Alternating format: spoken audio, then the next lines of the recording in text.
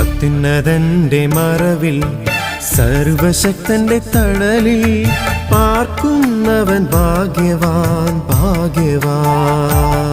എന്റെ സംഗീതവും കോട്ടയും ഞാൻ ആശ്രയിക്കും ദൈവവും നീ മാത്രമെന്നു കർത്താവോടേറ്റു ചൊല്ലിടും അവനേറ്റു ചൊല്ലിടും.